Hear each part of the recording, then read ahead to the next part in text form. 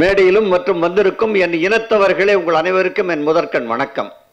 அது என்ன இனம்னு கேட்கலாம். இங்கே வந்திருக்கவன் சரி, மேடையில் இருக்கவன் சரி, எங்களுக்கு சினிமாவை காதலிக்கிறது ஒன்று தாங்க தெரியும். அதுதான் என் இனம்னு சொன்னேன். இந்த இனத்தில் இருக்கிறதுக்கு நான் பெருமைப்படுறேன்.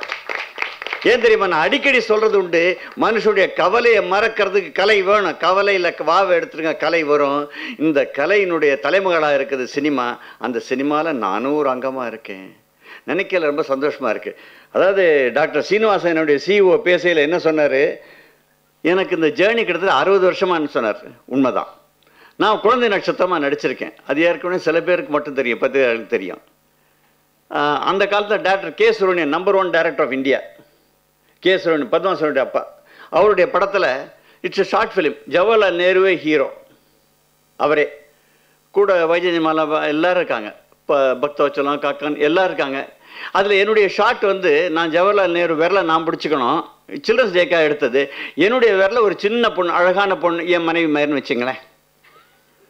வேறு யாரையும் சொல்ல எனக்கு தைரியம் இல்லை. ஓகே, பிடிச்சின்னா அப்படியே அவர் நடந்துட்டு பேசுகிற மாதிரி. இது எங்கள் குடும்பத்தில் அம்மான்னு சொல்ல முடியாது, ஆத்தான்னு சொல்லுவோம். அப்போ எனக்கு 10 வயசு. எங்கள் ஆத்தா அதை பார்த்துட்டாங்க. பார்த்து இவன் இந்த வயசில் ஒரு பொம்பளை பிள்ளை விரல பிடிச்சிக்கிட்டா இவன் சினிமாவுக்கு போடக்கூடாதுன்னு எங்கள் அப்பாட்ட சொல்லிவிட்டாங்க. அன்னைக்கு மட்டும் போயிருந்தேன்னா இன்றைக்கி நானும் ஒரு சூப்பர் ஸ்டாராக இருந்திருப்பேன். என்ன இந்த கனியோடைய படத்தில் எனக்கு ஹீரோ வேஷமே கொடுத்துருப்பாரு. போய் கேட்டால் இல்லை இல்லை வேண்டாம், எனக்கு அப்பா வேணா நடிக்கிறேன்னு கேட்டாலும் கேட்டிருப்பார். யாரு கண்டா பெரிய டாக்டர்ஸ். ஆனால் இந்த படத்தை அது மட்டும் இல்லைங்க, சினிமாவில் நான் தொடர்ந்து இருந்திருக்கேன். வஞ்சிக்கோட்டை வாலிபனுக்கு எங்கள் அப்பா தான் மெட்ராஸ் சிட்டி டிஸ்ட்ரிபியூட்டர். அப்போ நான் ஸ்கூல்லேருந்து வந்த உடனே வெலிங்டன் தியேட்டருக்கு போய் டிசிஆர் வாங்கிடுவாம்பார். டிசிஆர் வாங்கிட்டு வந்தால் தலையை எண்ணி பார்த்தியாடான்னு கேட்பார். கரெக்டாக போட்டுருக்காங்க டிசிஆரான்னு. இந்த தொழிலை நான் 5ஆம் கிளாஸ் 6ஆம் கிளாஸில் ஆரம்பித்தேங்க. இப்படி வந்துவேன். ஒரு எனக்காக ஒரு தொழில் வேணுங்க, எங்கள் அப்பா அந்த தியேட்டரை கட்டி கொடுத்தாரு. அதில் உள்ளே வந்தாங்கண்ணா. அப்படியே சினிமாவிலே இருந்துட்டேன். தியேட்டரில் பார்த்தேன். முதல்ல தியேட்டர் கட்டுறதுக்கு முன்னாடி என் மாமனார் எங்கள் ஆட்சி சொன்னாங்க, 3-4 தியேட்டர் திருச்சியில் போனால் எனக்கு ஸ்பெஷலாக பாக்ஸில் உட்கார வைப்பாங்க. ஆனால் அந்த தியேட்டரில் இப்போ இருக்க மாதிரி எல்லாம் கிடைக்காது. பாப்கார்ன் கிடைக்கும், ஆனால் எல்லாருக்கும் கிடைக்காது. இந்த வடையெல்லாம் கிடைக்குவாங்க, காப்பி டீ எல்லாம் கிடைக்கும் திருச்சியில். சொன்னால் ஆச்சு கோச்சிக்குவாங்க. அதை பார்த்தோன்னு நான் நினைக்கிறேன், நமக்கும் இப்படி ஒரு தியேட்டர் இருந்தால் நல்லா இருக்கும்ல, ஒரு பாக்ஸில் உட்காந்து படம் பார்க்கலாம்னு. அதையே எங்கள் அப்பா எனக்கு கட்டி கொடுத்தார். அதான் இதில் கணக்குன்னு ஒன்று வருது இந்த படத்தில். அதான் ஆண்டவன் ஒருத்தன் இருக்கான், அது எப்போ யாருக்கு எது கிடைக்குமோ அதை அப்போ அவனுக்கு கிடைக்குங்கிற மாதிரி வாழ்க்கையில் எவனா ஒருத்தன் தப்பு பண்ணான்னு அவன் பண்ண தப்பு அவனுக்கு மேலே திருப்பி வருங்கிறது ஒரு இடத்துல வருது. என்னமான தத்துவங்கள்லாம் வருது தெரியுமா இந்த படத்தில். அதாவது சில பேர் பெண்கள் அந்த படத்தை பார்த்துட்டு அழுதுட்டாங்க. ஏன் தெரியுமா, அவ்வளோ தூரம் உண்மையாக. அதாவது முக்கியமாக ஒரு நாட்டுக்கு எப்படி தான் நீங்கள் படத்தை பார்க்க போகிறீங்க, ஒவ்வொருத்தனும் ஐயா எனக்கு அப்புறம் என் பிள்ளைகள்லாம் என்ன ஆகும் அப்படின்னு நினைக்கிறான் பாருங்க. அது தப்பு. நீ நினைக்கிறது தப்பு. எப்போ நீ போகணுமோ போயிடணும், எப்போ எது நடக்குமோ அது நடந்தே தீரும். உங்கள் கையில் எதுவுமே இல்லை. அதான் என் படத்துடைய சாராம்சம். இந்த கதையை அவர் சொன்ன உடனே எனக்கு ரொம்ப பிடிச்சி போச்சு. அது இப்போ பார்க்குறவங்க எல்லாரும் சொல்கிறாங்க திஸ் எ நியூ ட்ரெண்டுங்கிறாங்க. அதாவது காதல் காட்சிகளே இப்போ இதுவரை பாட்டு வைக்கணும்னா இதில் ஒரு அமெரிக்காவில் ஒரு லிவிங்னு சொல்கிறாரு, அவங்கள அங்கே டான்ஸ் ஆட விட்டுருக்கலாம். எனக்கு ஒரு 30 லட்ச ரூபா போயிருக்கோம். என்ன அந்த இல்லை அங்கே வந்து அந்த ஹீரோயினை இந்த மகாலட்சுமியை யாரோ ஒருத்தன் கடத்திக்கு போயிட்டான், இவர் போய் சட்டை போடலாம், காரில் ஒரு ரேஸ் வைக்கலாம், எல்லாம் பண்ணலாம். அதெல்லாம் பண்ணாமல் லோக்கலாகவே எடுத்து அழகாக இதை விட ஒரு பெட்டரான படம் இருக்க முடியாதுங்கிற மாதிரி எனக்கு எடுத்து கொடுத்தாருங்க. நான் பார்த்த உடனே எனக்கு அதோட மட்டும் இல்லை, இந்த படத்தை நீங்கள் எல்லாம் பார்த்த உடனே நான் ஒன்று சொல்கிறேன். உங்களை அறியாமல் எல்லோரும் எந்திரிச்சின்னு கை தட்டத்தான் போகிறீங்க.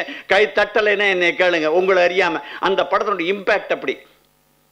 இந்த படத்தை பொறுத்த வரைக்கும் சமுத்திரக்கனி எனக்கு கிடைச்சது நான் என்னன்னு சொல்கிறது. அதே மாதிரி இந்த கேமராமேன் ஒரு காலத்தில் I was a still photographer for films. அப்போது ஒரு கேமராமேன் இருந்தார், அவர் பேர் வில்லியம்ஸ்னு பேர், கேள்விப்பட்டிங்களா? வில்லியம்ஸ் எடுத்த படத்துக்கு நான் தான் ஸ்டில் ஃபோட்டோகிராஃபர். எனக்கு இப்போ 13 வயசோ 14 வயசோ. அதுலேருந்து அப்படி ஒரு கேமராமேன் தான் நீங்கள் இருந்திருக்கீங்க. அதே மாதிரி இந்த சத்யா விஸ்வநாதன் ராமமூர்த்தின்னு இருந்தாங்க தெரியுமா, ராமமூர்த்தியுடைய சன் என் கிளாஸ்மேட்டு. அதனால் அவங்க வீட்டுக்கு அடிக்கடி போவேன். இப்படி எல்லாத்தோடையும் சினிமா தொடர்புலேயே இருந்தவன். அன்றைக்கி அந்த ஆண்டவன் நினச்சிருக்கான், நான் இன்ஜினியரிங்லாம் படித்தேன், ஆனால் நீ இருக்க வேண்டிய சினிமாடா, மற்றவன் கவலையை போக்குறக்காக தான் உன்னை அங்கே விடுறேன் அப்படின்னு. அந்த தியேட்டரில் பாருங்கள், தியேட்டர் கட்டுறதுக்கு முன்னாடி என் மாமனார் தியேட்டர் பார்ப்பேன். கல்லாப்பட்டில் பார்த்தா அவங்க நோட்டை அள்ளுறதை பார்த்த உடனே ஆஹா இந்த மாதிரி நம்ம பண்ணியே ஆகும் நோட்டை அள்ளணும் அப்படி. அப்புறம் இந்த மாதிரி தியேட்டர்லாம் கட்டி நோட்டை அள்ளுறதுக்கு தான் பார்த்தேன். அதில் 10% கூட நமக்கு கிடையாது. யாரோ ஒருத்தன் டிஸ்ட்ரிபியூட்டர் சொல்லி எல்லாத்தையும் அள்ளிக்கு போயிடுறான். அவன் காவலுக்கு வேறு ஒருத்தன் இருக்காங்க அப்படின்னு. சரி நம்ம என்ன பண்ணுவோம், இக்கரைக்காக பண்ணி நம்மளும் டிஸ்ட்ரிபியூட்டர் ஆகிடுவோம். அப்போ தானே அந்த நோட்டு ஆல்ரெடி நமக்கு வரும்ல. போனால் அங்கே கமிஷன் தான் மிச்சம், பூரா ப்ரொடியூசருக்கு போயிடுது அப்படின்னு பார்த்தேன். நம்மளும் படம் எடுத்துருவோம். அடுத்தது படத்துக்கு நான் தெரியுது கடைசியில் எல்லாருக்கும் காசை கொடுத்துவிட்டு படத்தை ரிலீஸ் பண்ண ரொம்ப ரொம்ப கம்மி. அதில் தப்புச்சேன் பொழைச்சேன்னு வெளியில் வந்தேன் முதல் படத்தை எடுத்துவிட்டு. ஆனால் இது ஒன்று, ஒரு இந்த சினிமாங்கிறதுங்க புலிவாலை பிடிக்கிற மாதிரி பிடிச்சிட்டு அதை விடவே முடியாது. என்னமாவது ஒன்று பண்ணிக்கிட்டே இருக்கணும். அப்புறம் பார்த்தேன் இப்போ எல்லாரும் எவ்வளோ பேர் ப்ரெஸ் வந்திருக்கேன், கேசட் ரிலீஸ் ஃபங்க்ஷன் எவ்வளோ வந்திருக்கேன், நானே நிறைய வந்திருக்கேன், ஆடியோ ரிலீஸ்னு வந்திருக்கேன். ஆனால் யாராவது டிஜிட்டல் ரிலீஸ்னு வந்திருக்கீங்கன்னா இன்றைக்கி தாங்க முதல்ல டிஜிட்டல் ரிலீஸு எதுவும் முதல் தடவை பண்ணுறதுன்னா, அதனால் டிஜிட்டல் ரிலீஸ் இன்றைக்கி பண்ண போகிறோம். அதே மாதிரி அட்டையெல்லாம் ஒட்டி அதில் ஒரு ஹார்ட் டிஸ்கையும் ஒட்டி இன்றைக்கி ரிலீஸ் பண்ண போகிறோம். அந்த ஹார்ட் டிஸ்கில் படம் இருக்கா இல்லைன்னு கேட்காதீங்க. புக்கு ரிலீஸ் போது உள்ள புஸ்தகமாக இருக்க போது வேறு அட்டை தான் இருக்கும். அந்த மாதிரி ஓகே, இந்த மாதிரி இன்றைக்கி ஒன்று ரிலீஸ் பண்ண போகிறோம். என்னுடைய இதை பொறுத்த வரைக்கும் இந்த கௌஷிக்னு ஒருத்தர் வந்தார் என்கிட்ட. முதல்ல அவரை பார்த்தா யாரோ சின்ன பையனாக இருக்கார், இவர் என்ன இவ்வளோ பெரிய கம்பெனியில் இருக்காருன்னு. அப்புறம் தான் பார்த்தேன் சின்ன பையனுடைய ஐடியாஸ் தான் பெட்டர் தேன் அஸ்.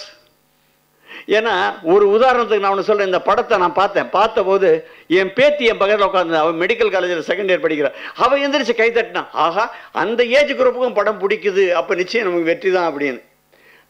அதனால் இந்த படத்தை பொறுத்த வரைக்கும் எனக்கு எல்லாமேங்க அட்வைசர் பூரா என் மனைவிங்க.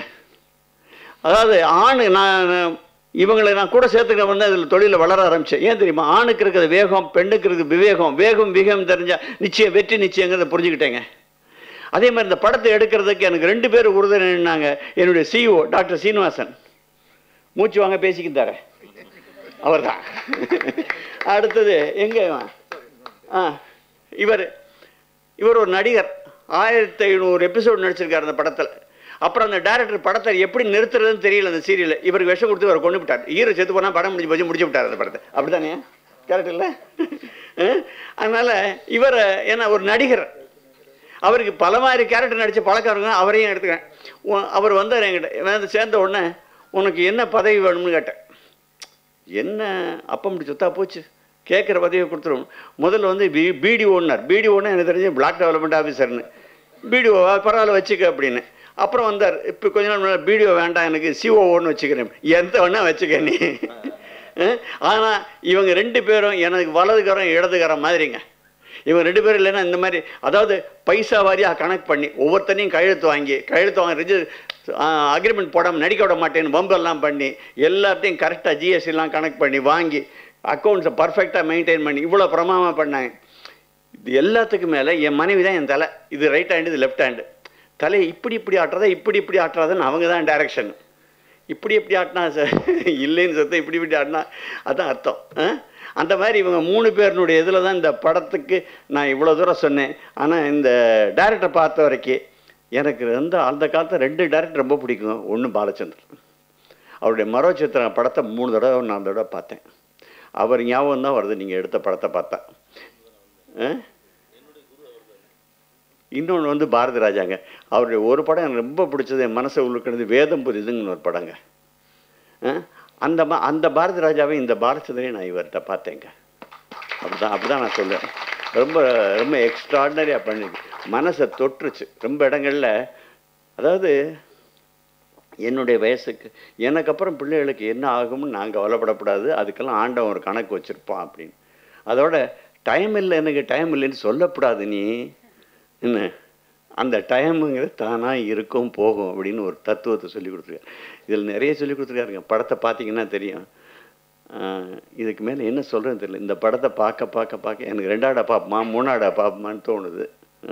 அதனால் இதை ஓடிடிக்கு கொடுத்துருக்கோம். அவங்ககிட்டையும் ஓடிடி 2 பேரும் ஜீவையில் இருந்திருக்காங்க.